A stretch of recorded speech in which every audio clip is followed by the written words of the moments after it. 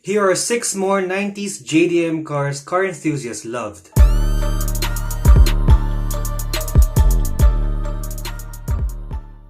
What is going on, guys? Matt here with another video. If bago ka sa channel natin, I make videos for car enthusiasts, so make sure mag-subscribe ka na so you don't miss anything. Last time nag-release ako ng video, 6 JDM 90s cars every car enthusiast loved. And sinabi ko I will make a part 2 since marami pang JDM cars na hindi nasama sa list sa video na yon. So ito yung part 2. So without further ado, let's get this video rolling.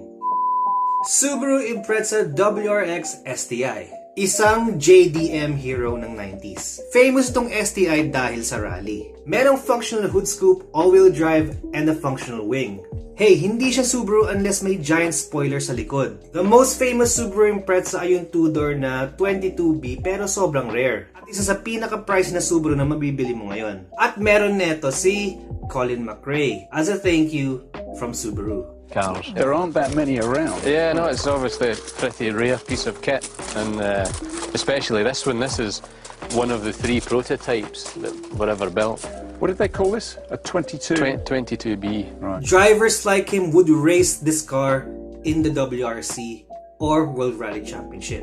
And it dominated the competition. In fact, in 1995, siya ang pinakabatang Scottish rally driver to win the World Rally Championship driver's title with 25 wins sa WRC. His famous blue Impreza would fly through the competition with ease. Siya yung reason kung bakit Subaru made a name for itself. And madami din siyang fans. Dahil dito, naging popular ang Subaru Impreza. Kasi it was truly a rally car for the road. A real enthusiast car. People who were big fans of Colin McRae got Imprezas themselves. At dito nagsimula yung cult-like following ng Subaru. So, kung gusto mo ng sporty car, hindi ka mahihirapan i-convince si jowa para bumili ng sports car. Kasi practical itong Impreza. 4-door sedan siya. Win-win, diba? Practical na, sporty pa. Yung tunog niya din is one of a kind. That deep Subaru boxer growl. Kaso, kakailangan mo i-upgrade yung exhaust mo para marinig mo to. Pero once you do, trust me, it's worth it.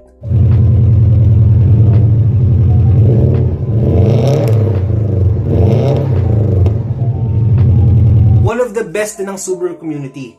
Parang family na sila. And for the engine, ang turbocharged boxer engine naman ng Subaru Wrx Sti ay capable of around 280 horsepower. Malakas na yun para sa sedan. At ito yung reason kung bakit ngayon popular pa rin ang Sti up to this day. Also, responsible din itong kotse ito kung bakit tayo may mga turbocharged cars ngayon. Mitsubishi Evo 5. Ang mga Evo ay ang rival ng Subaru. Famous din ang mga Evo for the same reasons. Rally. It has an all-wheel drive system and a giant spoiler, like the Subaru Impreza. Kaya kung meron kang Evo, may natural hatred ka sa mga Subaru boys. Pero katuwaan lang tong rivalry na to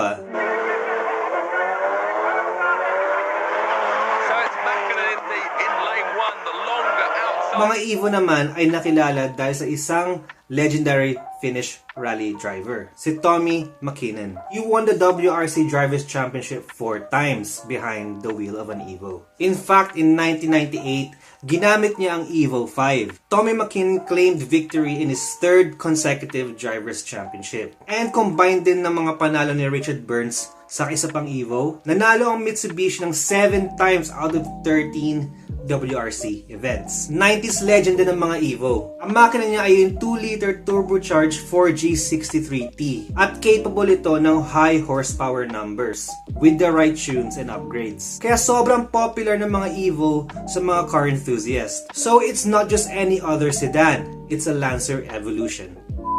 Honda S2000. Quite special ang S2000 para sa Honda. And the reason is, ito yung kotse na ginamit ng Honda para ipakita sa buong mundo na they don't just make awesome front-wheel drive sports cars, kaya din nila gumawa ng rear-wheel drive sports cars. Well, nandiyan yung NSX pero ibang usapan na yon. This time, it's more affordable. This time, it was a roadster. Naging kilala ang S2000 sa early 2000 dahil ito yung ginamit ni Tran sa unang Fast and Furious at Suzuki from Too Fast, Too Furious. Too soon, Junior.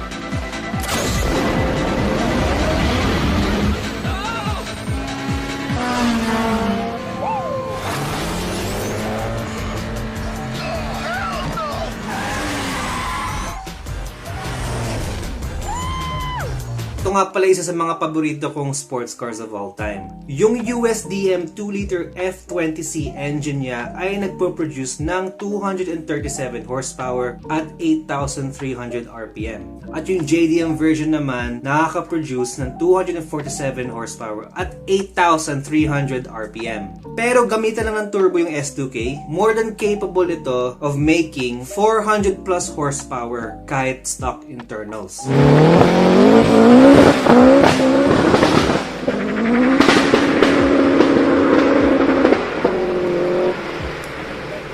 Hindi lang turbo, pwede din gamitan ng supercharger. Kayang-kaya mag-produce ng 300 plus horsepower with just a supercharger setup. Capable nga yung makina niya ng lots of power, pero at the same time, sobrang light na makina niya kasi it's made of aluminium. Now, how's that for a rear-wheel drive roadster? Toyota Celica Gt4. Specifically, ang pag-uusapan natin ay yung 6th generation. Kasi ito yung pinakakilalang generation ng Celica during the 90s. Ang pangalan nga pala na Celica came from the word celestial. Para sa mga hindi nakakaalam. Yung Celica Gt4 ay ginawa para ipanlaban ng Toyota sa WRC. Ibig sabihin, rally car din to for the road.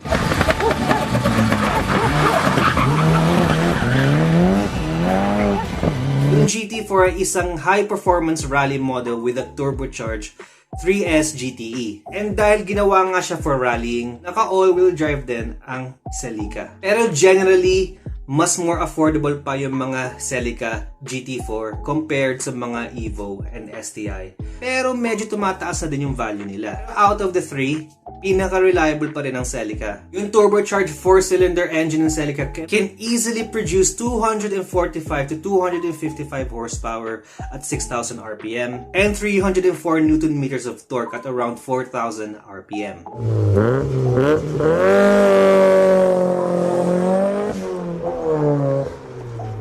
So kung gusto mo ng mas murang alternative Subarus and Evos, bigyan mo ng chance yung GT4. Mitsubishi Eclipse. Again, made famous by Paul Walker in the first Fast and Furious.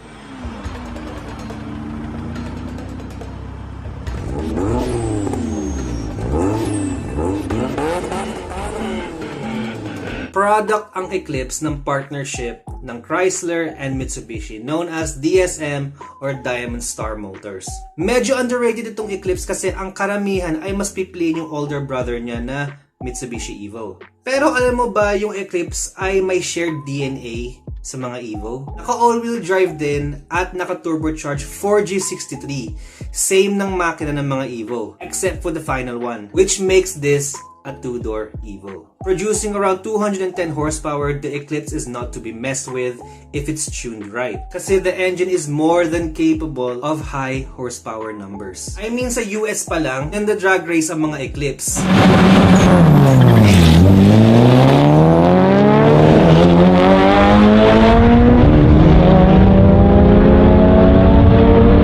Maganda din naman yung Eclipse. Mas mura at mas affordable pa sila sa mga Evo. So if you want something all-wheel drive and the Evos are out of your budget, try an Eclipse. And before we get to the final entry of this list, again, don't forget to subscribe and hit the like button so we can keep making more content like this. Mazda Mx5 Miata. If you wanted something Japanese, reliable, rear-wheel drive, and is not a Honda S2000, you would typically find yourself looking at Miatas. I mean, bakit hindi? Cheaper, reliable, murang maintenance, and pwede gamitin sa kahit ano. And I mean anything. Autocross, track car, show car, drift car, even off-roading.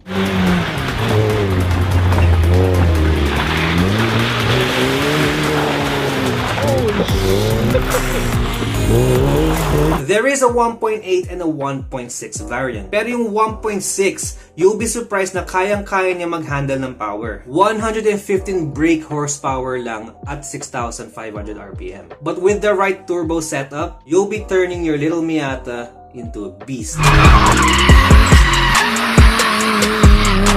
And yes, marami nag-i-install ng turbo sa mga Miata. Pero stock, ang speed niya ay 203 kilometers per hour. Di naman siya ganun ka-powerful like the other cars on this list. But i-consider mo yung power to weight ratio niya. Magaan kasi ang Miata. Kaya maraming ina-admire yung MX-5 kasi sobrang simple ng kotse na to. Kahit yung bago, sobrang simple niya guys. So if you're in the market for a roadster, try a Miata. Also, make sure you get the manual. And that's it for this video guys. Kung nag-enjoy ka sa video na to, like I said earlier, may part 1 ito. At ilalagay ko na lang dito sa tabi ko. You should check it out. Also, I will put the link in the description below. So, alin sa mga to ang pinangarap mo? Miata ba? S2000 ba? Ako alam ko S2000 isa sa mga pinangarap ko. And with that being said, thanks for watching. Keep safe, and I'll see you in the next video.